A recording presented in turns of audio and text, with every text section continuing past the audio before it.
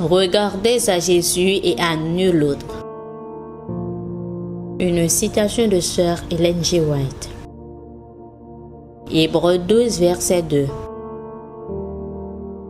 Ayant les regards sur Jésus, qui suscite la foi et l'amène à la perfection, en échange de la joie qui lui était réservée, il a souffert la croix, méprisé l'ignominie et s'est assis à la droite du trône de Dieu. Que ceux qui professent croire à la vérité s'efforcent avec davantage de ferveur de suivre l'empreinte des pas du Maître, œuvrant en faveur de tous ceux qui ont besoin d'un sauveur. Le Christ a clairement établi les conditions dont dépend le salut. Si quelqu'un veut venir après moi, dit-il, qu'il renonce à lui-même, qu'il se charge de sa croix et qu'il me suive. Matthieu 16, verset 24. Que chaque précieuse âme désireuse d'obéir à Dieu marche dans l'empreinte des pas du Rédempteur. Nous devons être doux et humbles de cœur. Nous devons porter des fruits de la justice selon les facultés que Dieu nous a données. Ma sœur, il nous faut atteindre le ciel. Nous ne devons pas permettre à quoi que ce soit de nous priver de la vie éternelle. Soyez humbles, douces, modestes, bonnes, remplies de pitié et tendres de cœur. Ne regardez pas aux échecs des autres et n'en parlez pas. Souvenez-vous que vous devenez semblable à ce que vous contemplez. Pour nous, la vie éternelle vaut plus que tout.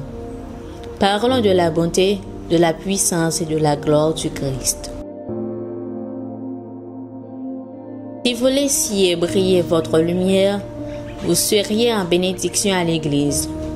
Par votre exemple, vous pouvez enseigner aux autres à briller. Ne répandez pas les ténèbres en élevant la puissance de l'ennemi au-dessus de celle du Seigneur Jésus. Il vous suffit d'ouvrir votre cœur aux rayons lumineux du soleil de la grâce et de la gloire du Christ. Parlez de la foi sainte, pure et sacrée. Ne témoignez pas de votre découragement, car cela plairait à l'ennemi. Parlez de la bonté de Dieu.